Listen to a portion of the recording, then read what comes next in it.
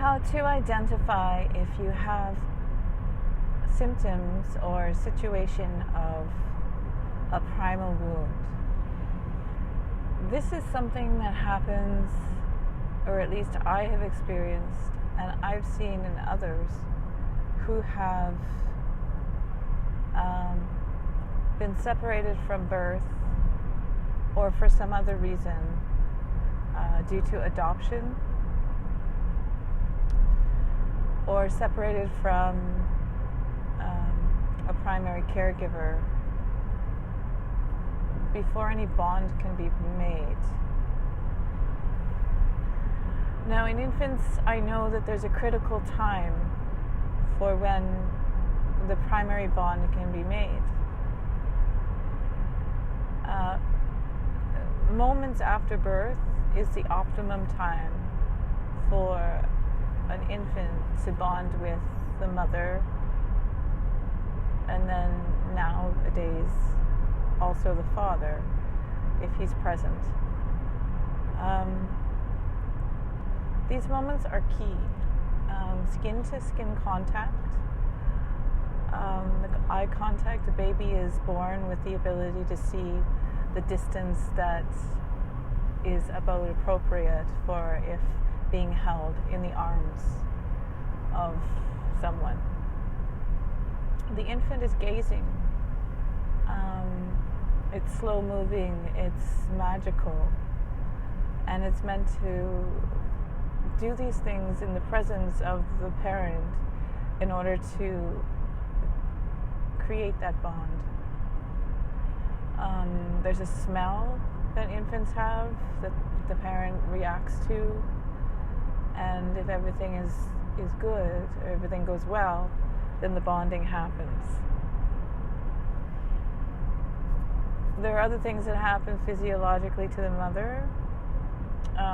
Oxytocin is released to help return the uterus to its normal size during breastfeeding. This further enhances the bonding experience.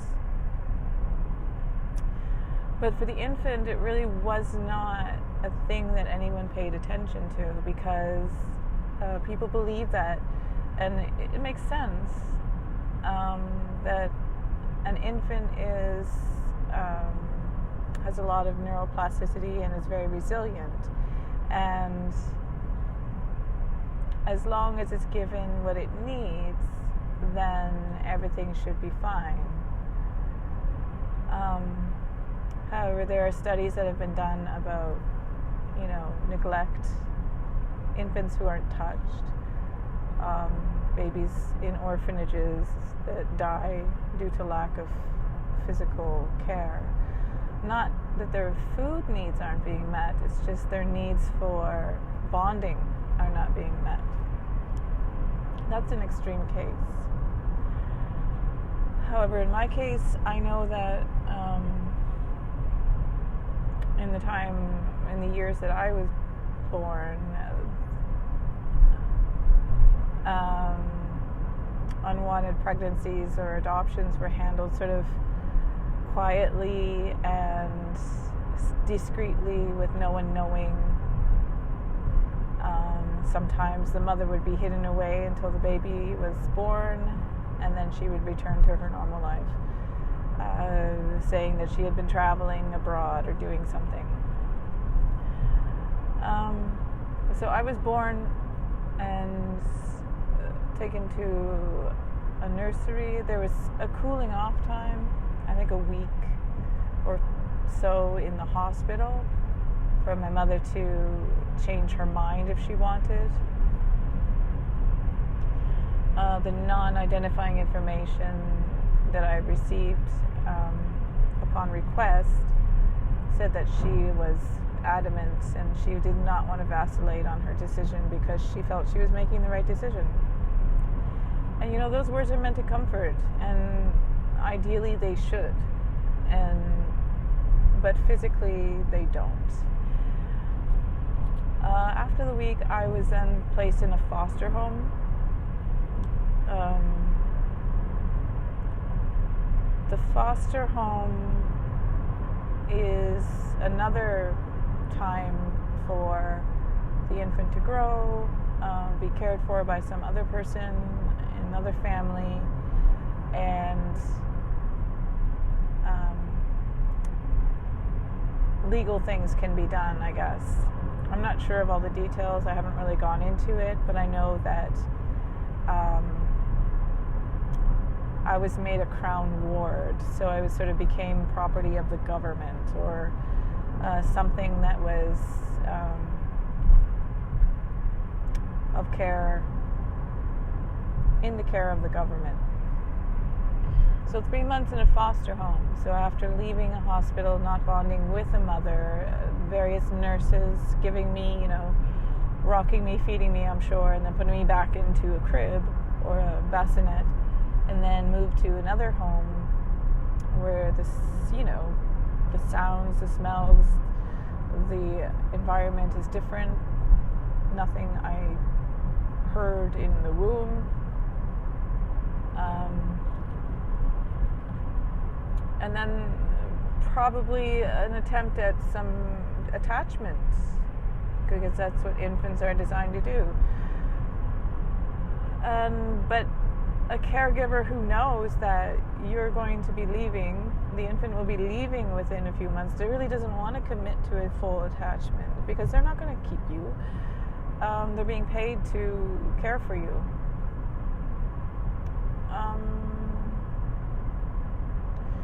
The non-identifying information says that this woman was attached to me. But again, these are things that a caseworker has to write, and you don't know, and it doesn't matter, because then after 3 months, there's another change, and the legal has been done, and you are now put into the care, or you're going to your forever home as an adoptee. And then again, it's something new to adjust to. You're in a different place. You're with different people. The story is that lots of people in the neighborhood were very excited to come meet me and look at me and pick me up and say, what a beautiful baby, whatever. It was just probably not what was healthy. I had a lot of colds. I was sick a lot. In human design, that's probably an indication that the environment, that I'm not being cared for properly. So, and then you're in this new family. The family is established. There's already 3 children. This is my situation. And I am new. The older siblings have various feelings. Some really like to have me there, and some are aloof, and some really don't like.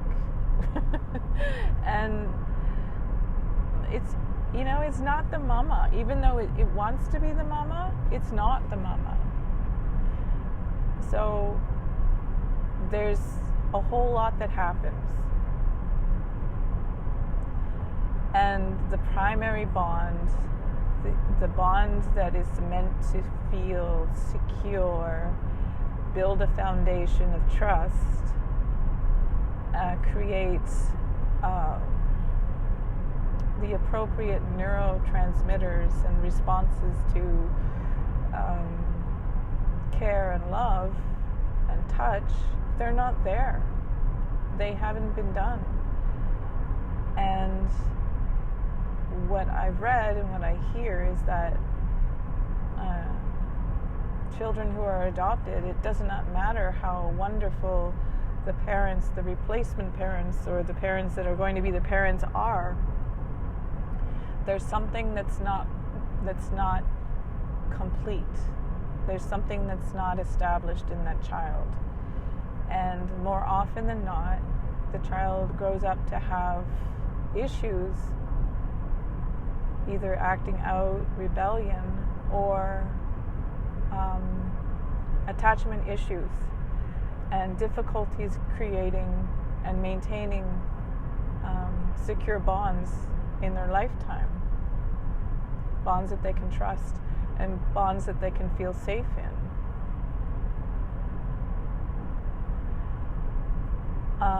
This isn't spoken about, or it hasn't been, or wasn't, because first of all, any person who's had the correct birth and family situation of being born and raised by and cared for by their parents from day one is not going to understand. Because how do you understand something that you've already had and you always knew? How can you understand that there might be something different? It's like saying the color green is actually blue. That's a weird example, but it's really hard to imagine something that you've never experienced. And on the other side of the coin, it's really hard for an adoptee to imagine what they've never experienced. And it is my belief, and what I've seen in my lifetime play out, is that an adopted child, even though their parents or their family may have been wonderful, and sometimes they're not, they always feel, and it's not just like, oh, I'm thinking this, there is a missing part of them. There's something that is not there. It's a wiring type thing. So often you will find an adoptee will feel a great deal of distrust and abandonment issues. They have difficulty understanding what a good bond feels like. It actually feels opposite. So if they're faced with an opportunity to have a close and trusting, intimate relationship with someone, it makes them feel uneasy. There's a lot of acting out that can happen, or there can be some intrusive mind or guardian activity activated inside the body to protect against being abandoned or discarded again. So in my lifetime, I continuously seeked out very close, intimate relationships. I believe that I put pressure on the other unknowingly to be something close to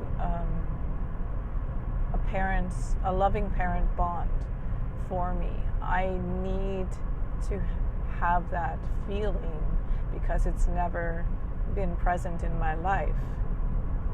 But the other person is not able to provide that for you because they already have it. And they're not your parent.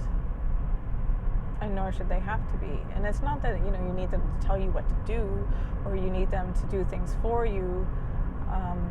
I've never really had that. I need to feel like there's absolutely nothing I could do to make them leave me, because we are so intimately connected. And I know there's people out there who are estranged from their family. They have parents they grew up with, and then things weren't great, and they don't, for some reason or the other, they don't speak to them that much, and they're fine, or they're actually not fine, but they're also hurting. So once you realize that there's something, because we can face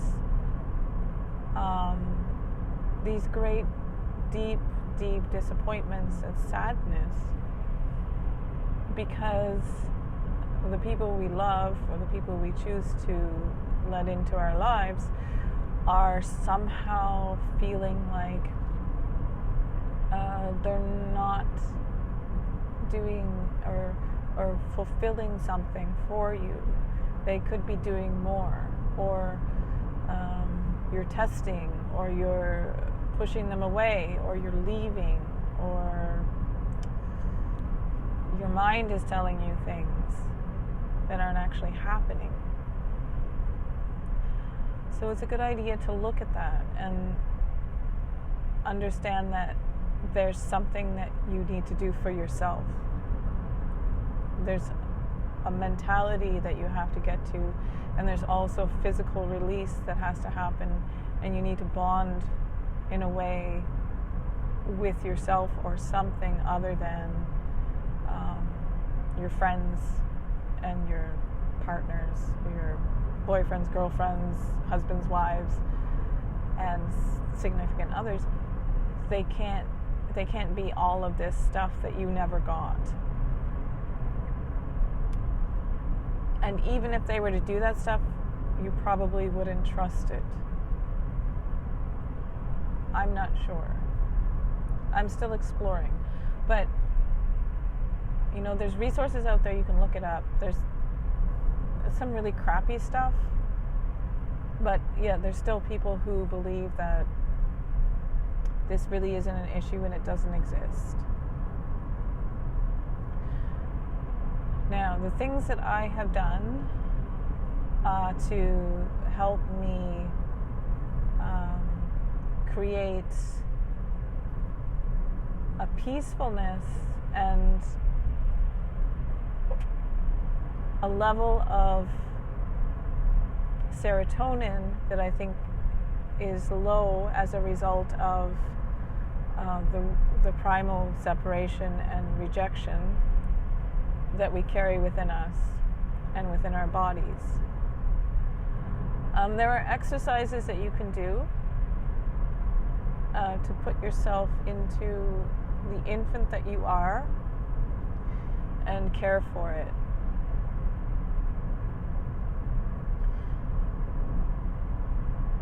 Those things will cause you to cry a lot and release a lot of sadness that's been held in your body for a long time. The other thing that I've used is psychedelics. Actually, let me speak about the first thing I did. The first thing I did when I identified this is I created a tulpa. You can look that up. A tulpa is used by monks, and it's sort of a spiritual thing. But what it is you create a personality or a person or an identity. It's not even an identity.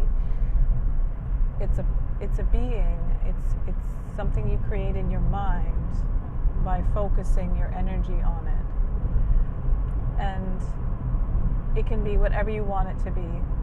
Some people create, you can look this up, but some people create tulpas that are like cartoons, or they're sort of mystical creatures, or they're animals, or they are ponies, or they're unicorns, fairies. Some of them are human, male, female, whatever you feel that you need to care for you and provide you with that which you did not get and you do not have. And particularly, this is something you can always trust to be there for you and listen to you and hold you. So the first steps in creating a tulpa is to write down all of the characteristics, all the things that you need or you want and what you admire Is your tulpa what it looks like? You can draw a picture, or you can just imagine it in your mind. You create an environment. So the favorite place in the world or imaginary place that you want to be with your tulpa, you create a place for them where they live. My tulpa lives on a beach, and within his cabin on the beach there are lots of books, and it's very simple, it's very rustic. There's actually a bunk bed, which is interesting, but he sleeps on the bottom bunk. And there's games. We play games together. We sit together on the beach and we talk, we laugh, we just smile. He's not a huge talker, like he's very quiet, and he's musical, and the breathing, the way that he breathes is so soothing to me.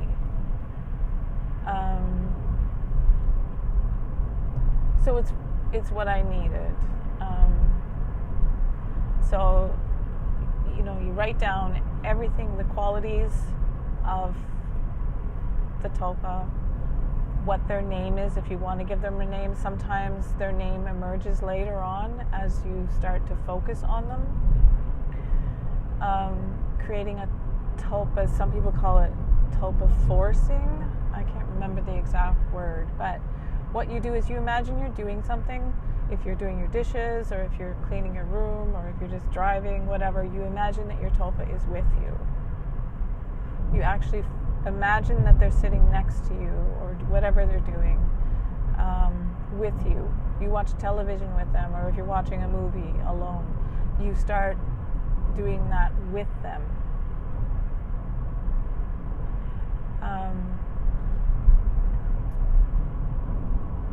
Then eventually, you can speak to them in your mind, and eventually they start to speak back, and they start to advise you.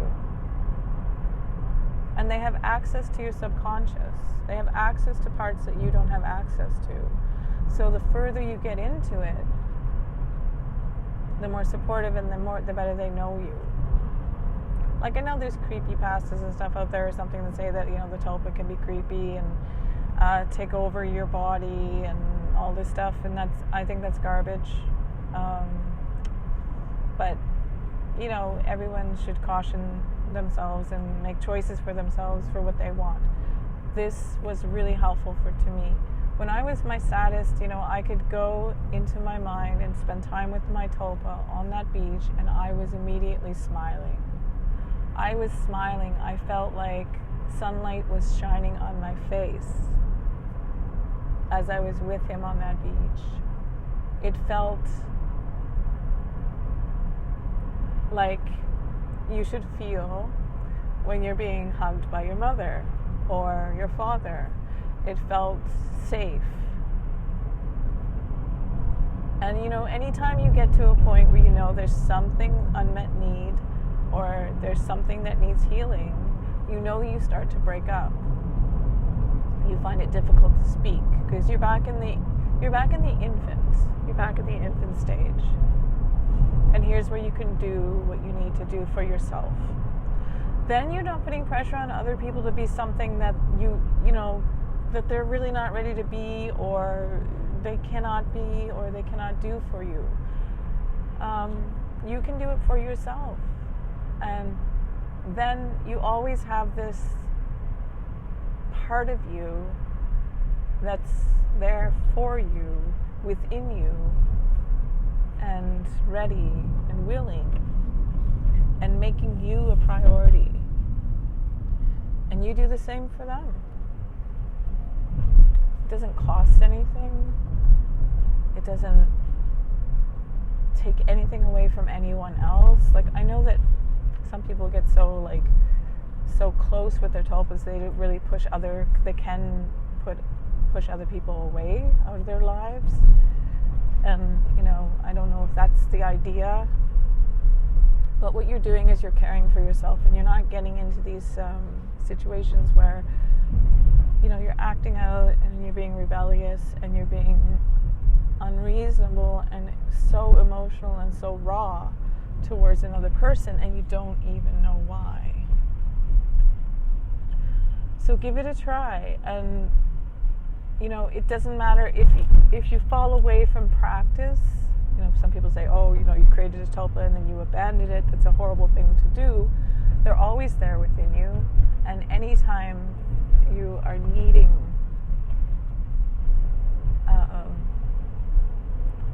that significant foundation bond and care, it is there for you. So yeah, I will probably make a little bit more on the tulpa forming in another audio, but oh my gosh, there's so much roadkill. But yeah, that is one thing I did to help with my primal wound. And the other thing, I started talking about psychedelics first, but I also did one mushroom trip. I purchased some mycelium and a kit, and I grew my own because I wanted to explore this, because I had heard that psychedelics, and someone else said particularly MDMA is really, oh my god, there's a bunch of geese in the, there's a whole flock of Canada geese in the field. They said that MDMA is, I guess it's Molly, is like the closest feeling you'll ever have to being carried by mother, holy mother, whatever. So I didn't want to use a street drug because I have, you know, fears of getting some crap that's going to make me trip badly. So that's why I grew my own. Fifth. So yeah, I grew my own psilocybin, and I took my trip. It was intense. It was giving me a lot of, it was not like, it wasn't immediate close family bond related. It was more related to humanity and code and DNA and what we actually are. So it was helpful to me in the grand scheme, the big picture of what life is. But since I had, you know, and I learned a lot. I learned it was enough to switch something inside of me, and that was great. I loved it. You know, I told a couple of friends about it. Some people were like, wow, that's really cool, and others were like, oh my god, you were so high. What are you, ha ha ha, it's so funny, you were tripping so bad. It's like, yeah, okay. But, you know, to each their own. But I had these leftover mushrooms, and I decided I would start trying to microdose, because I read that microdosing is helpful. And yeah, so I do that as well, and it lifts me out of the grog or the dark, sticky, dank places that are feeling like doom. And it's not panic that I feel. It's not, it's kind of depression, but not really. It's just, what is the point? What is the point to trying to bond or have a relationship with anybody because it's just too much work, or they don't get me, or they don't seem to, you know, whatever. So the psychedelics in a microdose lift you out of that sort of vibration of negative, watching for negativity in the other, and just focusing on things that are brighter and more focused, less distracted. less easier to be tipped over or spun off of your trajectory. So yeah, I'll go into a little bit more on that in another audio. But definitely try the Tilpa and see where it goes. Because even if you don't like really consistently get it formed, you can look at your environment that you've created. You can look at the person that you, or the entity that you have created, the list of things that you want, or the things that you would love to be around and feel good around. You can look at those things and look at what it is that you value and what you see as important. And most often than not, you're describing who you are in some other form.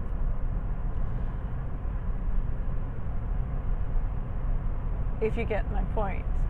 And you're also describing the environment that you feel best in and what really matters to you.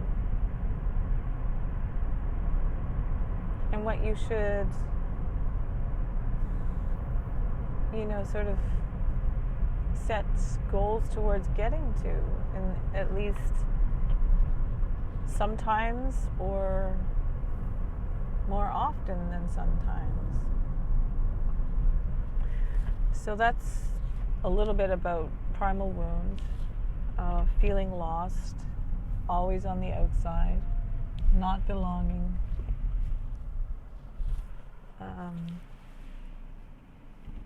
Not of this humanity,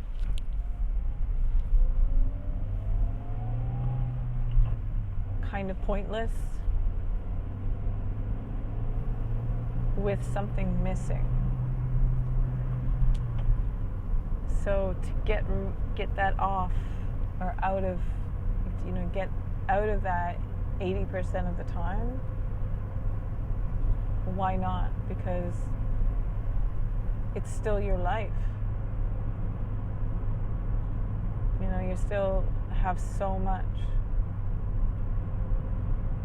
to enjoy and offer and experience. So why not do that from a place of centeredness, as opposed to one of disorder and chaos. Thank you.